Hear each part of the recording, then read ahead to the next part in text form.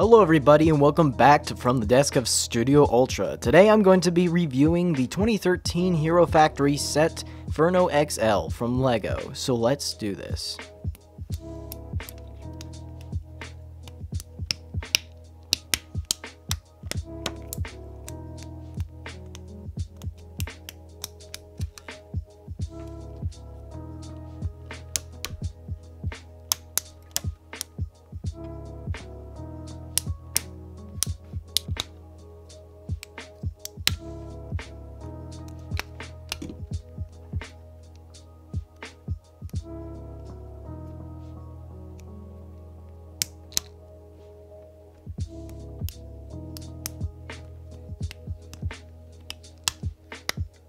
Alright, so here I have Furno XL completely built, and I must say, he's certainly a lot taller than last time. Be careful who you call ugly in high school. Anyway, so here I have Furno XL, and first thoughts, well, I'm gonna be super biased. He is absolutely incredible, and here's why I'm biased real quick. This set in particular, is the first thing I ever bought, like, with my own money. And this goes back to doing like a bunch of chores, and this is when I found out about taxes at the age of 7. And so this is when the whole Hero Factory Brain Attack line was coming out. I knew I wanted the red set, of course, because the red set was always important to me. And he just looked so cool, and I never had one like this before, and oh my goodness, he was absolutely amazing. He went for $20 back then. Now he's like $70 sealed, I think, 75. But anyway, now I have him. Now he's completely built, and yeah, I got an overflow of nostalgia coming. So yeah, I don't hate Hero Factory entirely, even though I did the last 2 Hero Factory reviews kind of bashing it. There are some aspects that are absolutely incredible. I love the whole Brain Attack line. I think it's super underrated. And there's just a ton of good Titan sets, and there's a ton of good sets here and there. And it introduced the CCBS character and creature building system to this whole thing. Now, CCBS, if you don't know, is the whole bone system. As you can see, that's how the legs work with the interlocking bones. And of course, it has its flaws too. It's incredibly simple and very undetailed because it can be used over and over and over again, and then it gets a little redundant. But it's still just a system, just like the original Lego bricks that Lego finally settled into, and there's no cracking joints or like weird ways to build it, because now you have a good way to kind of just figure out for yourself how you can build it. But anyway, so here is Furno XL. He is absolutely amazing. No longer a rookie anymore. Now he is the leader, I guess. That's what I remember the story being. But anyway, yeah. I just love this line. He's got some wonderful, wonderful friction joints, and he's absolutely huge. But he's got this ankle here, knee, I guess hip. And yeah, those CCBS friction joints are absolutely, like, nearly just flawless. He's got the shield right here. And one thing I don't understand, wrist articulation, one thing I do not understand about the shield is that he doesn't have a hand for it. Like, he literally has a hand for this one right here. But literally, he just has nothing for that shield. I don't know. But anyway, elbows, shoulders, and the head, as well as just the other side too. Now this set also includes some awesome features. Now, granted, he does not have a gear function. Pretty much none of the Hero Factory sets ever had a gear function, sadly. Which I think a gear function is really, really crucial to having a higher quality set. Man, this guy is tall. But anyway, so one of his features include kind of a liftable visor. If you have a look at this right here, which I think is super awesome. It reveals his face, which they obviously, funny enough, they just elongated for some reason. They just made his face longer so that way the visor would fit in a sort of way.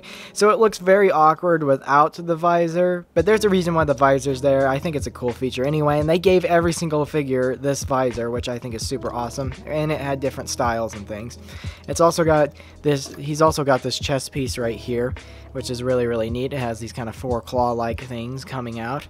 And on this side, he has this epic looking fire sword, and this whole kind of vibe of this set just reminds me of a knight because of just look at this armor, the sword, and the shield.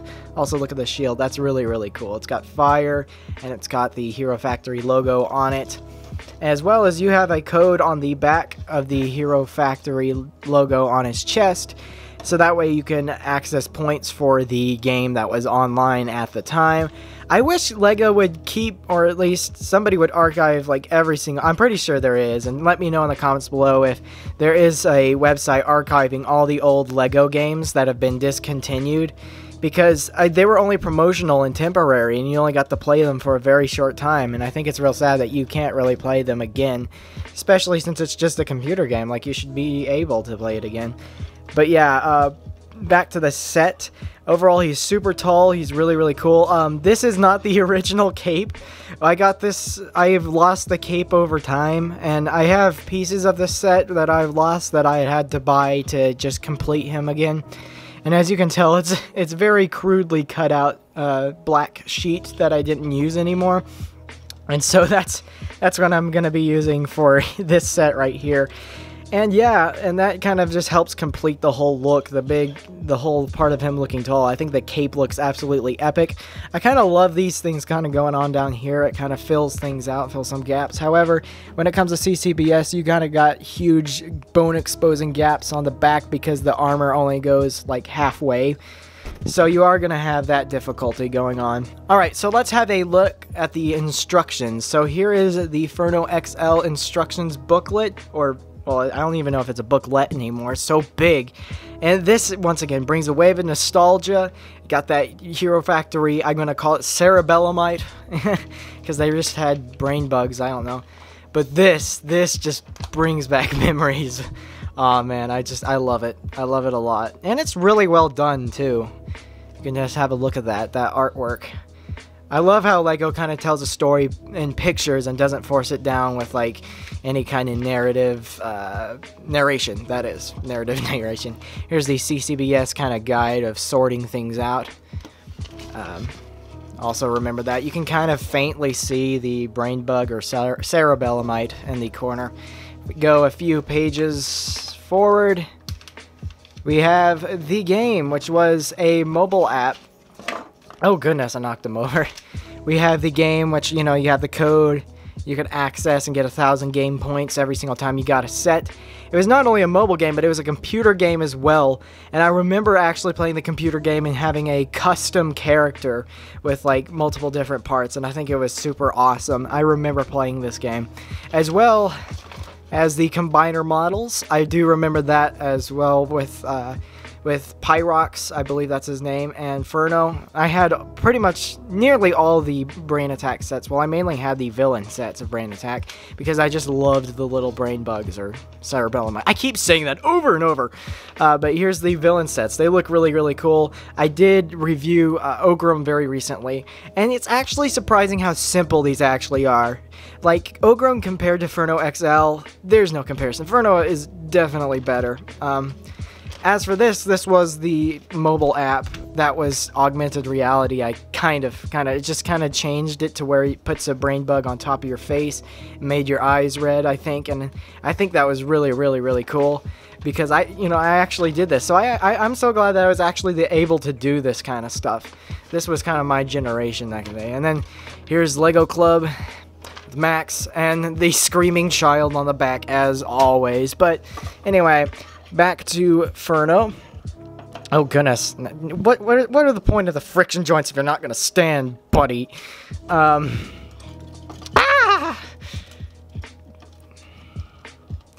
Maybe that's a con, just trying to get him to stand up because the way he tilts and the way you gotta get the knees in the right place. Oh, and yeah, another con is the fact that his arms are way back here, meaning that if you put his shoulders down here, look at that. That's not okay. So you kind of have to keep his shoulders up the entire time, but that's not too big of a con. I still think he's really awesome. But yeah, he is a super, super cool set. I am really happy to review this and kind of have this in front of me again after so long. But yeah, anyway, overall, I think this set is really good. I think it's really great. It does lack a lot of things like gear function and stuff, and, you know, Hero Factory being Hero Factory, sometimes the lore isn't that deep, but whatever. I don't think that matters much to me. I think this is absolutely a great figure, and I am, like I said, I am very biased because the fact that I had this when I was very young. And so, yes, I think it's really neat. Let me know in the comments section below whether or not you really like this set as well.